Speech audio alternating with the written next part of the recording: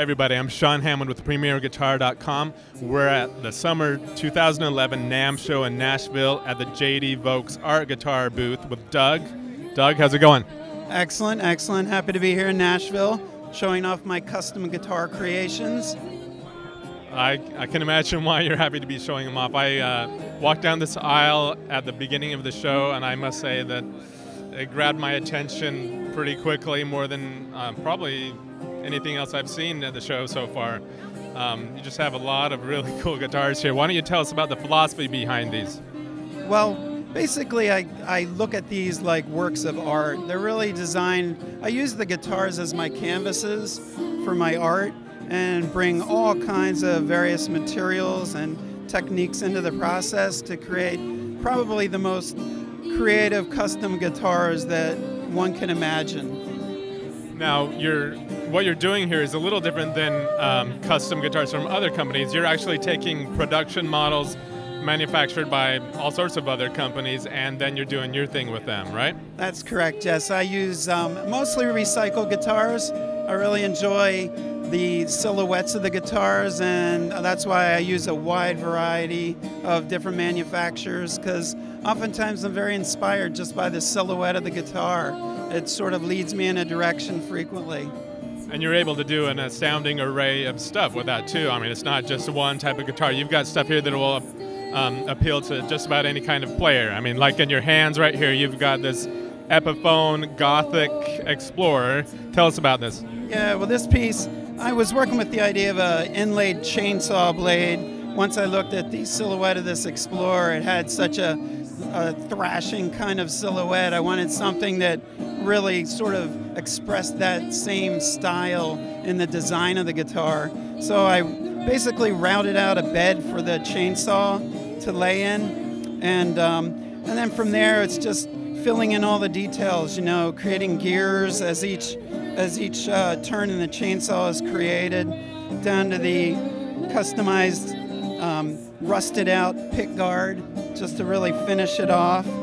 So yeah, I mean, it's all about putting a creative puzzle together, just putting all the pieces together, down to the chainsaw pull start. We should clarify that it's not a wireless unit. That's for decoration only, right? That's correct. What really worked out nicely with this one was when I started sanding out the wood on the top, it exposed a really nice sort of aged, washed finish for the wood, and that just worked perfectly with the style of the guitar, looking all rather old and used and kind of Gothic looking. Okay, Doug, so next up you've got this gorgeous Gretsch. It's a electromatic Projet done in a really beautiful fabric that's then embellished with gold leafing just to bring out the highlights. The design flows beautifully with the shape of the guitar, again, just to create a really solid overall design. You know, I really try to do that, is incorporate the shapes and the elements of the guitar into the designs that I create. How long does it take you to do something like this? A piece like this would take between 20 and 30 hours.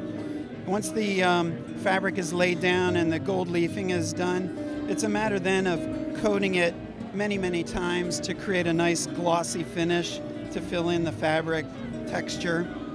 What's the most time-consuming part of the job? Is it you have to just sanding down the initial finish, or do you have to bring the top layer down even more so that to make room for the extra thickness of the fabric? Yeah, it's really the finishing time. Each time a layer of finish is applied, it needs to be sanded and prepped for the next layer. And sometimes there can be 20 or 30 layers of finish. So that really incorporates most of the time that it takes to actually do the finishing work. The design work and everything is well thought out in advance and executed relatively quickly. I don't try and, you know, once I get an idea, I just go with it. And then really most of the bulk of the time is spent finishing it so that it just has a perfect fit and finish. Now, how much does something like this go for? This Gretsch would retail at $3,000. Right? This is a jade tercer violin bass, and obviously the shape speaks for itself.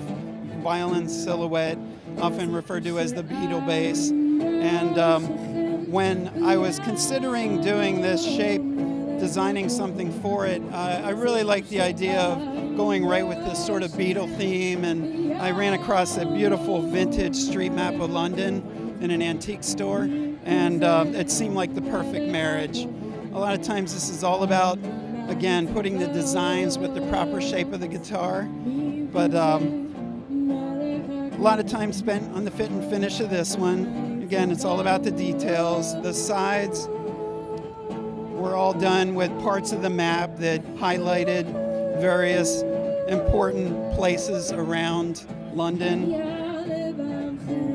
which takes a good bit of time. Once I start working on, multiple sides of the guitar, it's really going above and beyond just working on the top surface of the guitar. But again, it pulls it all together. It's a visual thing, so tying the sides in with the top on this model made perfect sense. That's really cool. Now, as we pan across all the stuff you've got here, you've got everything from guitars with dried leaves that you've applied to the top, and your own artwork, and so there's obviously a zillion options here. Where can people go to find out more about those online? Well, they can certainly visit my website. It's www.jdvokes.com and find out all the details on my work and the guitars that are available. Cool. Thanks for showing us these guitars, Doug, and have a great show. All right. Thank you very much, Sean. Pleasure. You too. I'm Sean Hammond. Thanks for watching PremierGuitar.com.